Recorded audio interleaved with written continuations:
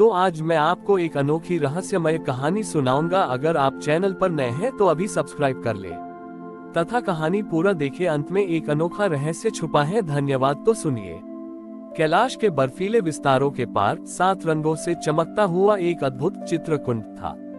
ये कुंड इतना चमकीला था कि इसमें झांकने पर व्यक्ति का वो अपना सबसे छिपा हुआ भय और सबसे बड़ी इच्छा एक साथ दिखाई देती थी। ये कुंड शिव द्वारा द्वैत के भ्रम को तोड़ने के लिए बनाया गया था।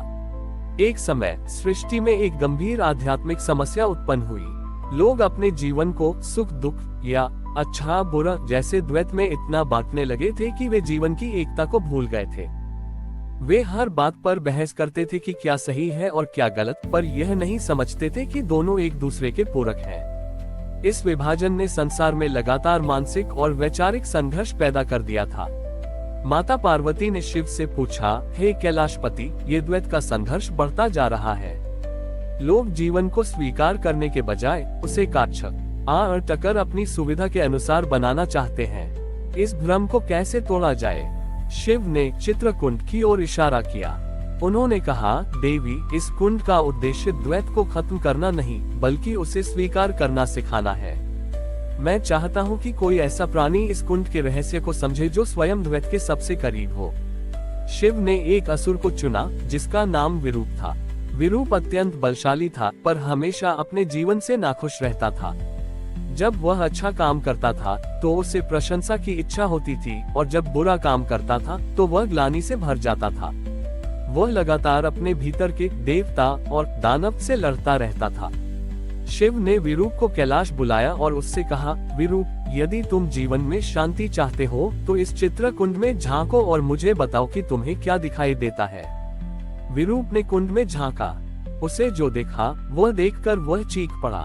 उसे कुंड में अपनी सबसे बड़ी इच्छा दिखाई दी। वह इंद्रलोक का स्वामी बनना चाहता था, और ठीक उसी क्षण उसे अपना सबसे बड़ा डर दिखाई दिया। वह शिव के क्रोध से जलकर भस्म होना चाहता था।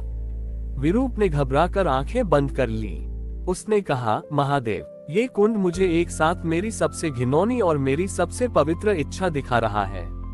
मैं इन दोनों को कैसे स्वीकार करूं? मैं आधा देवत्व चाहता हूं और आधा दानवता त्यागना चाहता हूं। शिव मुस्कुराए। यही द्वैत का भ्रम है विरूप। तुमने देखा कि तुम्हारी इच्छा और तुम्हारा भय एक ही स्थान पर एक ही समय में मौजूद हैं इस कुंड में। ये दोनों ही तुम्हारी चेतना के हिस्से हैं। तुम इंद्रलोक चाहते हो, इसलिए तुम शिव के क्रोध से डरते हो, क्योंकि शिव ही तुम्हारे मार्ग की अंतिम बाधा है। इच्छा और भय एक ही सिक्के के दो पहलू हैं। शिव ने उसे एक और बार कुंड में देखने को कहा। इस बार विरूप ने हिम्मत करके कुंड में अपनी इच्छित इंद्रलोक की छवि को देखा। इस बार वह उस छवि से भागा नहीं। फिर उसने अपने विनाश के भय को देखा, और इस बार वह भय से भी भागा नहीं। जैसे ही उसने दोनों को एक साथ बिना प्रतिक्रिया दिए स्वीकार किया, कुंड का सारा पानी शांति के एक बिंदु में सिमट गया। उस बिंदु पर न इच्छा थी, न भय, केवल सहज स्वीकृति थी। विरूप को बोध हुआ कि उसकी लड़ाई बाहर के संसार से नहीं, बल्कि अपने ही भीतर के विभाजन से थी। जिस क्षण उसने अपनी असुर इच्छाओं और देवत्व की संभावना दोनों को बिना निर्णय दिए स्वीकार कर लिया, उसी क्षण उसका संघर्ष समाप्त हो गया। विरूप ने शिव के चरणों में गिरकर कहा, प्रभु, मैं अब बुरा या अच्छा बनने की कोशिश नहीं करूंगा। मैं केवल होने की कोशिश करूंगा। मैं अपने भीतर के विरूप को स्वीकार करता हूँ। शिव ने उसे आशीर्वाद दिया।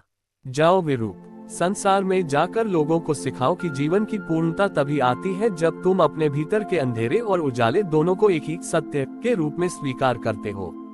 जब तुम द्वैत को स्वीकार करते हो तभी तुम अद्वैत को जान पाते हो। विरूप, जो अब शांत और पूर्ण था, धरती पर गया और उसने अपने जीवन से लोगों को ये सिखाया कि संघर्ष त्यागने का एकमात्र तरीका है स्वयं को पूरी तरह स्वीकार करना।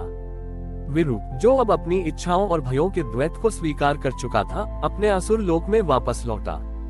वह पहले से अधिक शांत पर कहीं अधिक प्रभावी था। उसके चेहरे पर अब सत्ता पाने की अधीरता नहीं, बल्कि सहज जीवन की स्थिरता थी। असुरों ने उसे देखकर ताना मारा, विरूप, क्या हुआ? क्या कैलाश से हार कर लौट आए? तुम्हारे इंद्रलोक जीतने का स्वप्न कहाँ गया? विरूप ने मुस्कुराते हुए उत्तर दिया, मेरा स्वप्न पूरा हो गया है। उसने असुरों को चित्रकूट का रहस्य समझाया। हम असुर हमेशा इसलिए दुखी रहते हैं क्योंकि हम केवल शक्ति चाहते हैं और पराजय से डरते हैं। हम चाहते हैं कि हमारा जीवन केवल सुख हो और दुख को मिटाना चाहते हैं। लेकिन शिव ने मुझे सिखाया कि ये दोनों एक ही सत्य के अंग हैं।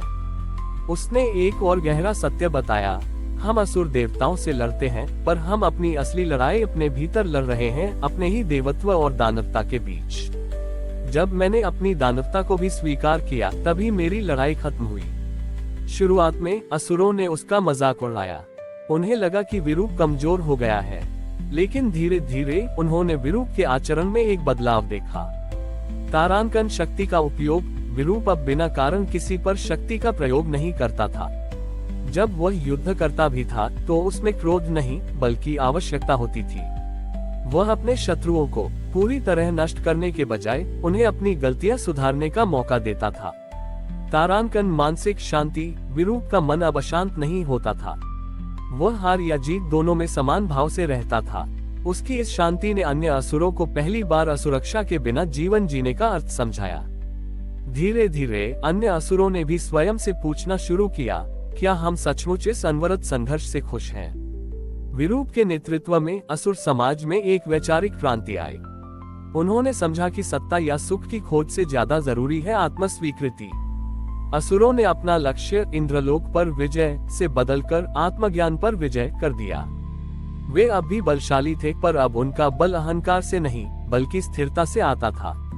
उन्होंने द्वैत को स्वीकार किया। वे बुरे थे, पर उस बुरेपन को नियंत्रित करने की शक्ति भी उनके भीतर थी। जब देवताओं ने ये परिवर्तन देखा तो वे हैरान रह गए। इंद्र ने कैलाश पर शिव से पूछा, हे महादेव, आपने ये क्या किया? असुर शांत क्यों हो गए? वे अब हमें चुनौती क्यों नहीं दे रहे? शिव ने मुस्कुराते हुए पार्वती जी की ओर देखा। देवराज, अब वे स्वयं को चुनौती दे रहे हैं। विरूप ने जान लिया कि बाहर के शत्रु को जीतने से ज्यादा कठिन और महत्वपूर्ण अपने भीतर के अस्वीकृत सत्य को जीतना है। मैंने असुरों को समाप्त नहीं किया बल्कि उन्हें सार्थक बनाया। अब वे जानते हैं कि संसार में अच्छा बनने के लिए बुरा होना भी जरूरी है, क्योंकि एक के बिना दूसरे का अस्तित्व नहीं है। ये पूर्णता का बोध है और यही सच्चा द्वैत है। इस प्रकार शिव ने चित्रकूट के माध्यम से न केवल विरूप को बल्कि पूरे असुर समाज को संघर्ष के द्वैत से निकालकर स्वीकृति के अद्वैत की ओर मोड़ दिया। हमारी और भी आध्यात्मिक एवं अनोखी कहानियां देखने के लिए हमारे चैनल पर जाएं तथा धार्मिक एवं पौराणिक अनोखी कहानियां हमारे चैनल पर है। कृपया जाके देखें तथा हमारे चैनल को सब्सक्राइब करके रखें और वीडियो लाइक जरूर करें। धन्यवाद।